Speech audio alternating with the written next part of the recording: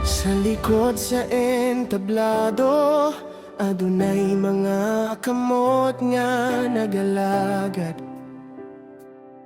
Dili manggita og dungog, apan para sa Dios ragyud tanan. Mga church assistant, pirmi ana sa pag-andam sa tanan, sa dili pa magsugod daw. Buluhaton, lingkuranan og tunog, kahapsay sa lugar ang inyong kahago. Makita sa kahusay ug kahayag sa simbahan. Dili man mo makita pirmi sa atubangan, pero ang resulta sa inyong buhat klaro kaayo. Sa matag serbisyo nga malinaw ug hapsay, ang inyong pag-alagad nagsulti nga tinuod ug limpyo. Kung walay mosulti ug salamat, ug walay makaila sa inyong ngalan, ang Dios mismo nagtanaw sa kasing-kasingan, handang mag-alagad kanunay gyud. Mga church assistant, salamat kayo sa inyong tinuod nga pag-alagad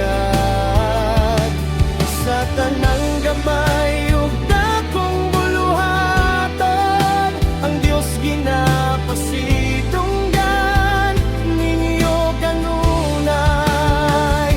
Mga church assistant, padayon lang, bisan kapoy, bisan walay palakpak. Ang inyong buhat dili sayang, kayang Ginoo maoy inyong gisaligan.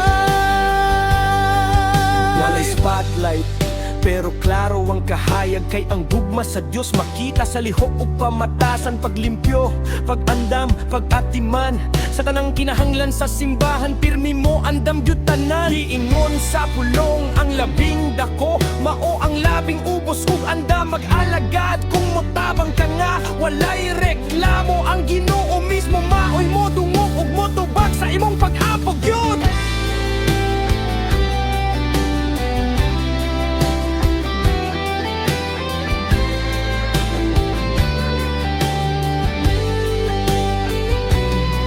Ginoo, panalangin ni sila, mga church assistant nga matinud anon. Hatagi kusog ug kalipay sa ilang padayon nga pag-alagad sa imong balay. Mga church assistant, ayaw kalimti ang inyong papel, pililhon kaayo.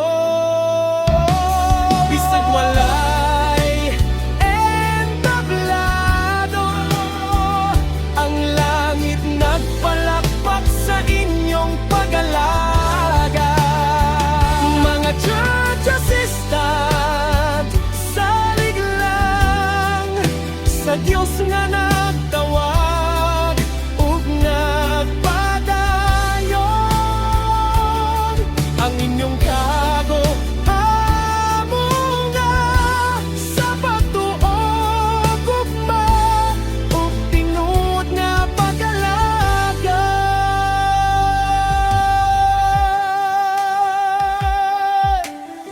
Para sa tanang church assistant, salamat sa inyong pag-alagad.